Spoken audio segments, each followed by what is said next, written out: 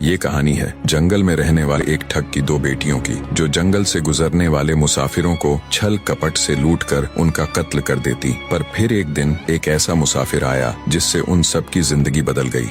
एक गुस्सैल राजा ने अपने पुत्र के किसी दोष के कारण उसे देश निकाला दे दिया। राजकुमार ने दुखी मन से अपने गुजारे के लिए 4 लाल और कुछ स्वर्ण भी अपने साथ ले लिए और भरे हृदय से अपने पिता का महल छोड़ दिया। चलते चलते वो जब शहर से कुछ दूर पहुंचा तो उसे एक साधु का आश्रम दिखाई दिया। राजकुमार उस साधु को दंडवत प्रणाम करके एक तरफ बैठ गया। जब साधु ने उसकी मायूस शक्ल और देह पर कीमती वस्त्र देखे तो साधु ने उससे पूछा, बच्चा तुम कौन हो और यहाँ कैसे आए? राजकुमार बोला, महाराज मैं राजा चंद्रगुप्त का पुत्र महेंद्रगुप्त हूँ। मुझे मेरे पिता ने देश निकाला दे दिया है, इसीलिए मैं परदेश जा रहा हूँ। रास्ते में आपका आश्रम दिखाई दिया तो मेरे मन में आया कि आपके भी दर्शन करता चलूं। साधु ने महेंद्रगुप्त की बात सुनकर कहा, वत्स तुम नेक इंसान हो और परदेश जा रहे हो, इसलिए मैं तुम्हें 4 बातें बताता हूँ। तुम उन बातों पर अमल करना। परदेश में ये बातें तुम्हारे अवश्य ही काम आएंगी। पहली यह कि परदेश में एक से भले 2 होते हैं। दूसरी यह कि परदेश में दूसरे के हाथ का बना खाना मत खाना। अगर खाना भी पड़े तो पहले किसी जानवर को खिला देना।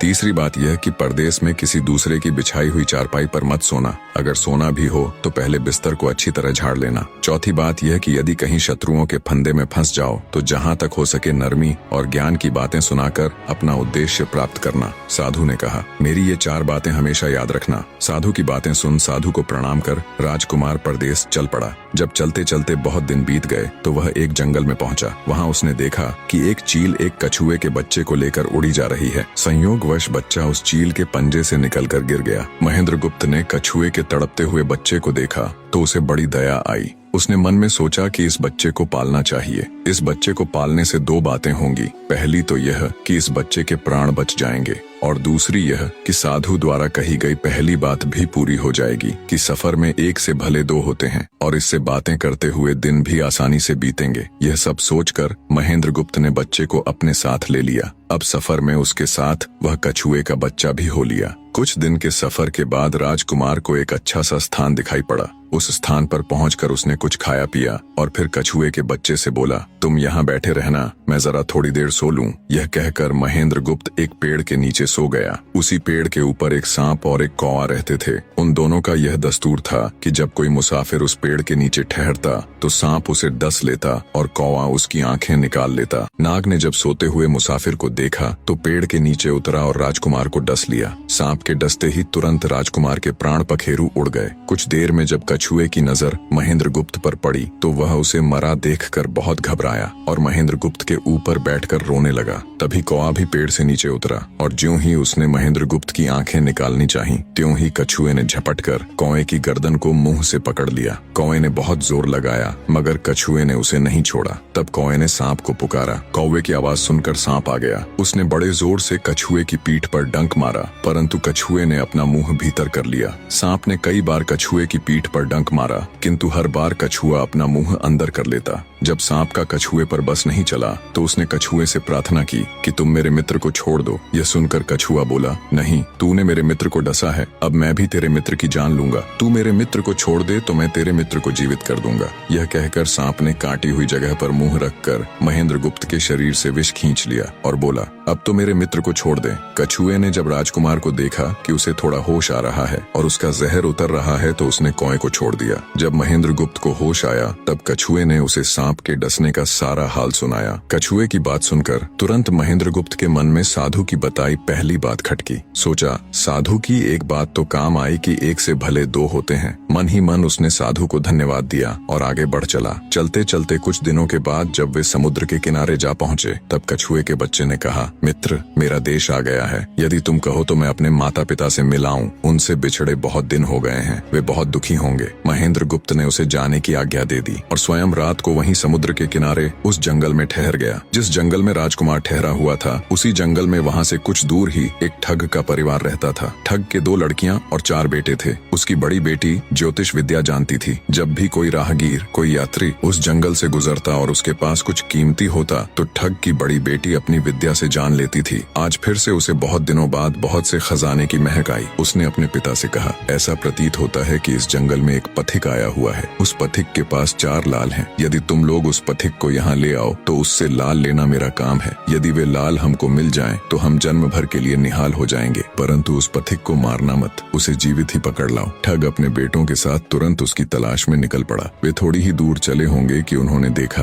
एक आदमी एक पेड़ के नीचे सो रहा है। उसे देखकर उन्होंने सोचा कि यह वही पथिक हो सकता है जिसके पास लाल हैं। वे उसे पकड़कर ले गए और अपनी बड़ी बेटी के हवाले करके बोले, इससे लाल निकलवाना अब तेरा काम है। ठग की बड़ी बेटी ने पूरे आश्वासन के साथ कहा, तुम लोग चिंता मत करो, मैं इससे लाल निकलवा लूंगी। ठग की छोटी बेटी ने जब महेंद्रगुप्त को देखा तो वह दिलोजान से उस पर मोहित हो गई। पहली ही नजर में वो अपना दिल उस नौजवान राजकुमार को दे बैठी। भाइयों के डर से कुछ कह तो न सकी, लेकिन मन ही मन उसको बचाने की युक्ति सोचने लगी। कुछ देर बाद ठग की बड़ी बेटी ने खाना बनाया और उसमें जहर मिला दिया। वही खाना उसने महेंद्रगुप्त को परोस दिया। जब थाली महेंद्रगुप्त के सामने आई तो उसने खाने के लिए निवाला तोड़ जैसे ही उसे खाने को हुआ तभी उसे साधु की कही गई दूसरी बात याद आई। उसने थाली में से थोड़ा सा भोजन निकालकर कुत्ते के सामने डाल दिया। जैसे ही उस खाने को कुत्ते ने खाया वो तुरंत मर गया। यह देखकर महेंद्रगुप्त ने भोजन नहीं किया। उसने अपने मन में सोचा कि साधु की दूसरी बात भी काम आई। अपनी इस चाल को असफल होते देखकर ठग की बड़ी बेटी को गुस्सा तो बहुत आया, पर वो अपने गुस्से को अंदर ही अंदर पी गई। उसने महेंद्रगुप्त के सोने के लिए पलंग तैयार करवाया और उससे कहा, जाओ पथिक, ऊपर के कमरे में तुम्हारे लिए पलंग तैयार करवा दिया है, अब तुम आराम करो। कई दिनों की सफर की यात्रा के कारण थका हुआ राजकुमार जब ऊपर आया तो उसे बढ़िया धुली हुई चादर पलंग पर बिछी हुई दिखाई दी। सोचा जो हुआ सो हुआ, कई दिनों के बाद चैन की नींद तो सोने को मिलेगी। वो जैसी ही पलंग पर बैठने को हुआ तो उसे साधु की तीसरी बात याद आई कि परदेश में हमेशा बिस्तर को झाड़कर सोना। जैसे ही उसने बिस्तर को झाड़ा तो उसके होश उड़ गए। वो बिस्तर एक कच्चे सूत से तैयार किया गया था जिसके नीचे आग का कुआं था। महेंद्रगुप्त ने देखा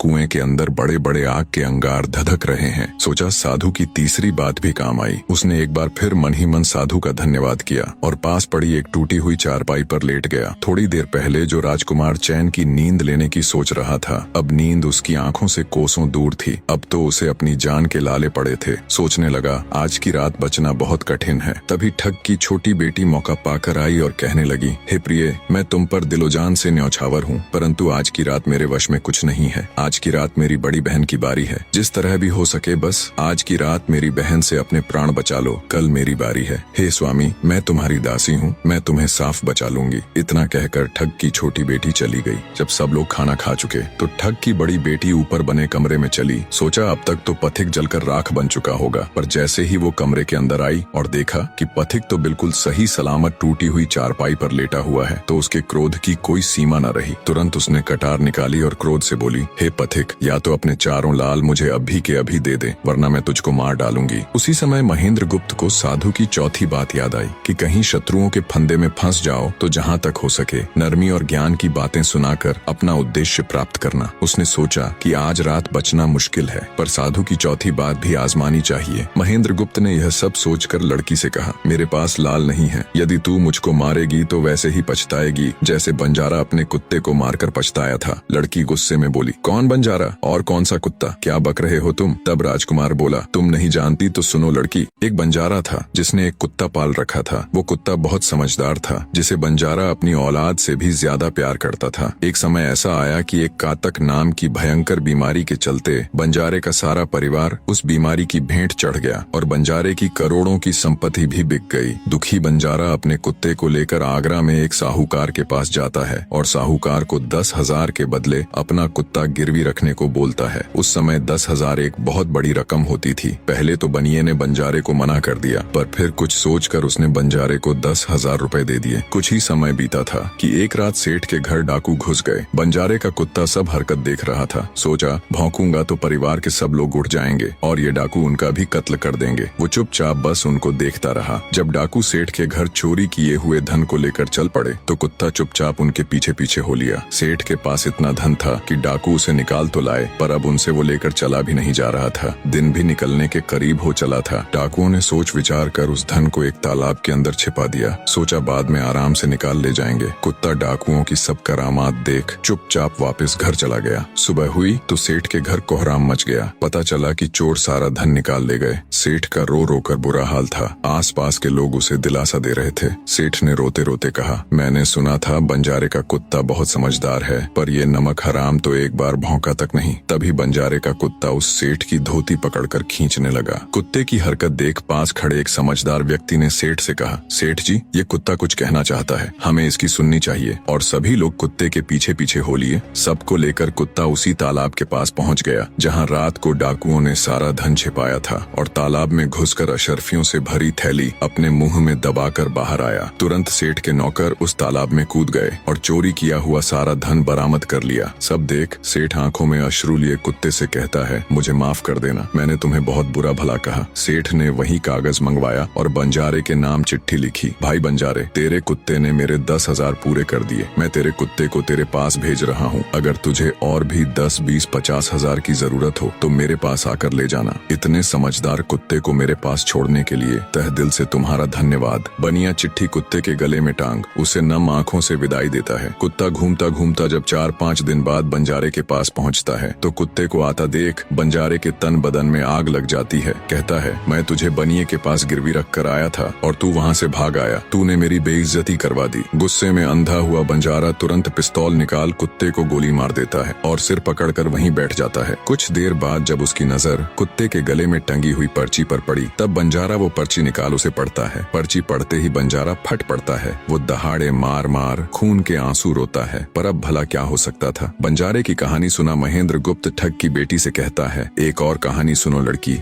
एक राजा के पास एक बहुत समझदार पढ़ाया हुआ तोता था। वह बड़ा चतुर था। एक दिन राजा तोते को अपने साथ गंगा स्नान को ले गया और उसको घाट पर बैठाकर स्वयं स्नान करने लगा। तभी तोते की नजर अमर फल पर पड़ी जो पास ही नदी में बहता हुआ आगे बढ़ा जा रहा था। वह उसको नदी से बाहर निकाल लाया और राजा के आने पर उसको वह अमर फल देता हुआ बोला, महाराज, यह अमर फल है, इसे खा लीजिए। राजा ने कहा, मैं अकेला अमर फल खाकर क्या करूंगा, अपने बाग में लगा दूंगा। जब इसमें फल लगेंगे तब सब कुटुंबियों को खिला कर अमर कर दूंगा। गंगा स्नान से लौटकर राजा ने वह फल माली को देकर कहा, इस फल को बाग में लगा दो। थोड़े ही दिनों में पेड़ फल फूल गया, उसमें फल लगने लगे। एक दिन एक फल पककर पेड़ से गिरा तो उसे सांप ने सूंघ लिया, जिससे वह जहरीला हो गया। अनजान माली वह अमर फल लेकर राजा के पास आया। राजा फल को देखकर बहुत खुश हुआ और कुछ सोचकर वो फल पहले कुत्ते को खाने को दिया, क्योंकि राजा बड़ा नीतिवादी और विचारवान था। वह जानता था कि बिना सोचे समझे किसी भी वस्तु को खाना ठीक नहीं होता। राजा ने ज्यों ही वह फल कुत्ते को खिलाया, कुत्ता मर गया। यह देखकर राजा ने क्रोधित होकर अपने तोते से कहा, बेईमान तोते, तू हमें जहर देकर मारना चाहता था। ये कहकर राजा ने क्रोध में आकर तोते को मार डाला और माली से कहा, इस पेड़ के चारों ओर घेरा डाल दो जिससे कोई इसका फल न खा सके। एक दिन उसी शहर में एक सास बहू में भीषण लड़ाई हुई। बुढ़िया घर से निकलकर कहने लगी, आज मैं राजा के बाग में जाकर जहर वाला फल खा लूंगी। ये कहकर वह बाग में आई और जैसे ही उसने फल तोड़कर खाया तो वह 16 वर्ष की युवती बन गई। जब राजा को यह समाचार मिला तो उसे सारा माजरा समझते देर न लगी। राजा को बड़ा दुख हुआ। वह कहने लगा,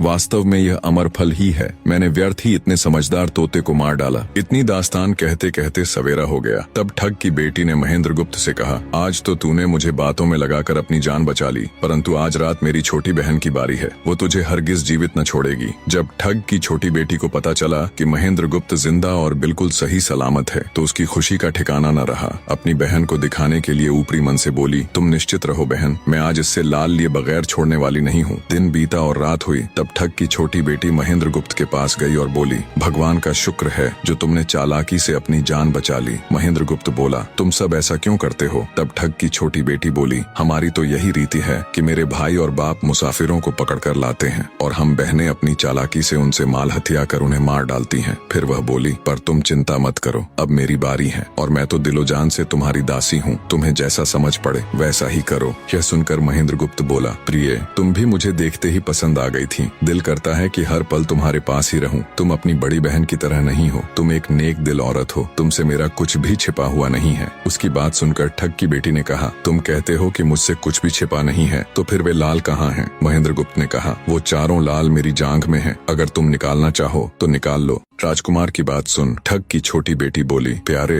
वो लाल तुम्हें ही मुबारक हो। मैं तो तुम्हारी दासी हूँ, तुम्हारे दर्शनों की प्यासी हूँ, मुझे तुम्हारे सिवाय और कुछ नहीं चाहिए। ये सुन महेंद्र गुप्त बोला, जो कुछ तुमने कहा है वह तो सब ठीक है, लेकिन ये प्यार और प्रेम की बातें सब धरी रह जाएंगी जब हमारे शरीर में प्राण ही नहीं रहेंगे, क्योंकि जब तुम्हारे बाप और भाइयों को इसका पता लगेगा तो हम दोनों की खैर नहीं। तब ठग की बेटी बोली, तुम चिंता मत करो, मेरे पास इसका भी उपाय है। आज रात को सबके सोने के बाद हम यहाँ से भाग चलेंगे और कहीं बहुत दूर रहेंगे जहाँ कभी मेरे भाई और बाप पहुँच न सके। महेंद्र गुप्त बोला, पर ये सब होगा कैसे? बोली, यहाँ से निकलने का एक ही उपाय है। मेरे पिता के पास 2 ऊँटनियाँ हैं, उनमें से एक तो दिन भर में 60 कोस चलती है और दूसरी दिन भर में 100 कोस चलती है। तुम उनमें से बड़ी वाली को खोल लाना, तब तक मैं हम दोनों के लिए कुछ धन बांध कर रख लूंगी। जब आधी रात हुई तब महेंद्र गुप्त ऊँटनी को खोलने चला गया। महेंद्र गुप्त ऊँटनी ले तो आया, मगर जल्दबाजी के कारण वह बड़ी के स्थान पर छोटी को ले आया। ठग की बेटी बहुत सा माल लेकर ऊँटनी पर बैठ गई और दोनों चल दिए। ऊँटनी जब चलते चलते 60 कोस पहुंची तो जंगल में रुककर खड़ी हो गई।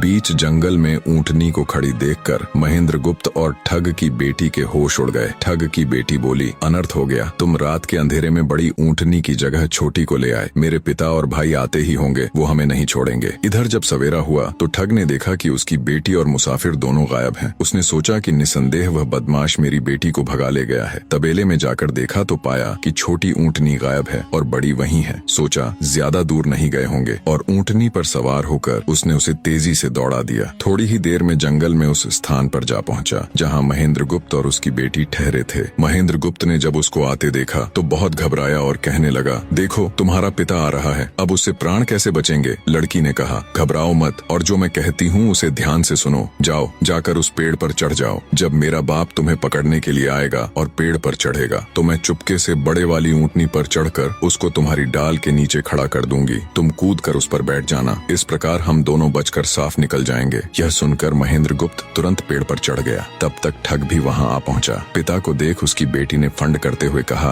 पिताजी ये दुष्ट मुझे धोखे से यहाँ भगा लाया, आप इसे छोड़ना नहीं। ये सुन गुस्से से तिल मिलाया ठग महेंद्र गुप्त को पेड़ पर चढ़ा देखकर ऊँटनी से उतरा और उसे पकड़ने के लिए पेड़ पर चढ़ने लगा। बाप के ऊँटनी से उतरते ही मौका देख ठग की बेटी ऊँटनी पर चढ़कर उसे महेंद्र गुप्त की डाल के नीचे पेड़ के पास ले आई। महेंद्र गुप्त तुरंत कूदकर उस पर बैठ गया। महेंद्र गुप्त के बैठते ही ठग की बेटी ने ऊँटनी को दौड़ा दिया। ठग हाथ देखता रह गया। ठग की बेटी और महेंद्र गुप्त कई दिनों का रास्ता तय कर एक शहर में पहुंचे और दोनों वहीं बस गए। वहां महेंद्र गुप्त ठग की बेटी के साथ आराम से दिन गुजारता रहा और जब उसके देश निकाले की अवधि पूरी हो गई तब वह उसको लेकर अपने राज्य चला गया और उसके साथ शादी कर हंसता खेलता जीवन व्यतीत किया। निष्कर्ष, महेंद्र गुप्त और ठग की बेटी की यह कथा हमें यह सिखाती है कि प्रेम और विश्वास का बंधन सबसे मजबूत होता है। जब बुद्धिमत्ता, धैर्य और निस्वार्थ प्रेम मिलते हैं तो असंभव को भी संभव बनाया जा सकता है। जीवन में चाहे कितनी भी कठिन परिस्थितियां क्यों न आए, सही निर्णय, संयम और परस्पर विश्वास हमें हर संकट से बाहर निकाल सकते हैं।